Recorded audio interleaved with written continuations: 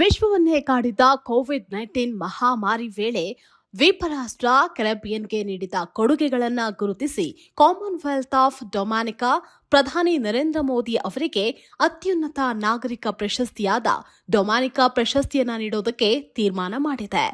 ಭಾರತ ಮತ್ತು ಡೊಮಿನಿಕಾ ನಡುವಿನ ಸಂಬಂಧವನ್ನ ಬಲಪಡಿಸುವ ನಿಟ್ಟಿನಲ್ಲಿ ಪ್ರಧಾನಿ ನರೇಂದ್ರ ಮೋದಿಗೆ ಉತ್ತರ ಅಮೆರಿಕದ ದ್ವೀಪ ರಾಷ್ಟ್ರವಾದ ಡೊಮಿನಿಕಾವು ಅಲ್ಲಿನ ಅತ್ಯುನ್ನತ ಡೊಮಿನಿಕಾ ಪ್ರಶಸ್ತಿಯನ್ನ ಘೋಷಣೆ ಮಾಡಿದೆ. ಉಪಚುನಾವಣೆ ಮುಗಿತಾ ಇದ್ದಂತೆ ರಾಜ್ಯದಲ್ಲಿ ಆಪರೇಷನ್ ಕಮಲ ಮತ್ತೊಮ್ಮೆ ಸದ್ದು ಮಾಡ್ತಾ ಇದ್ದು, ಖುದ್ದು ಸಿಎಂ ಸಿದ್ದರಾಮಯ್ಯ ಬಿಜೆಪಿಯವರು ಕಾಂಗ್ರೆಸ್ ಶಾಸಕರಿಗೆ 50 ಕೋಟಿ ರೂಪಾಯಿ ಆಫರ್ ಕೊಡ್ತಾ ಇದ್ದಾರೆ ಅಂತ ಆರೋಪವನ್ನ ಮಾಡಿದ್ರು. ವಿಧಾನಸೌಧದಲ್ಲಿ ಇದರ ಬಗ್ಗೆ ಮಾತನಾಡಿದ ಡಿಸಿಎಂ ಡಿಕೆ ಶಿವಕುಮಾರ್, ನಮ್ಮ ಶಾಸಕರಿಗೆ ಬಿಜೆಪಿಯವರು ಆಫರ್ ಕೊಡ್ತಾ ಇರೋದು ನಿಜ. ನಮ್ಮ ಶಾಸಕರ ಜೊತೆ ಬಿಜೆಪಿಯವರು ಮಾತನಾಡಿದ್ದಾರೆ. ಅದನ್ನ ನಮ್ಮ ಶಾಸಕರು ಸಿಎಂಗೆ ತಿಳಿಸಿದ್ದಾರೆ.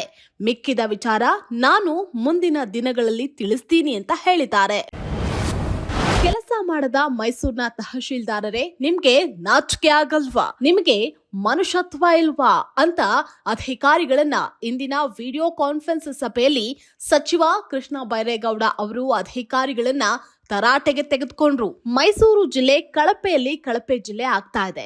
ಕೆಲಸ ಮಾಡದ ಅಧಿಕಾರಿಗಳಿಗೆ ಮನುಷ್ಯತ್ವ ಇದೆಯಾ? ನಿಮಗೆ ಯಾವ ಭಾಷೆಯಲ್ಲಿ ಹೇಳ್ಬೇಕು? ನಾಚಿಕೆ ಆಗಲ್ವಾ ಅಂತ ಕಿಡಿಕಾರಿದ್ರು. ಭಾರಿ ಕುತೂಹಲ ಕೆರಳಿಸಿದ ಚನ್ನಪಟ್ಟಣ ವಿಧಾನಸಭಾ ಕ್ಷೇತ್ರದ ಮತದಾನದ ಕಾರ್ಯ ಮುಗಿದಿದೆ. ಇನ್ನೇನಿದ್ರೂ ಫಲಿತಾಂಶಕ್ಕಾಗಿ ಕಾಯುವ ಕೆಲಸ. ಬಿಜೆಪಿ ಜೆಡಿಎಸ್ ಮೈತ್ರಿಕೂಟದ ಎನ್ಡಿಎ ಅಭ್ಯರ್ಥಿ ನಿಖಿಲ್ ಕುಮಾರಸ್ವಾಮಿ ಮತ್ತು ಕಾಂಗ್ರೆಸ್ ಅಭ್ಯರ್ಥಿ ಸಿಪಿ ಯೋಗೇಶ್ವರ್ ಸದ್ಯ ರಿಲ್ಯಾಕ್ಸ್ ಮೂಡ್ನಲ್ಲಿದ್ದಾರೆ. ಏತನ್ಮಧ್ಯೆ ಜೆಡಿಎಸ್ ಅಭ್ಯರ್ಥಿ ನಿಖಿಲ್ ಕುಮಾರಸ್ವಾಮಿ ಅವರು ಸುದ್ದಿಗೋಷ್ಠಿಯನ್ನು ನಡೆಸಿ ಅನೇಕ ವಿಚಾರಗಳ ಬಗ್ಗೆ ಮಾತನಾಡಿದ್ದಾರೆ. ರಾಜ್ಯದಲ್ಲಿ ನಿನ್ನೆ 3 ಕ್ಷೇತ್ರಗಳಿಗೆ ಉಪಚುನಾವಣೆ ನಡೆದಿದೆ.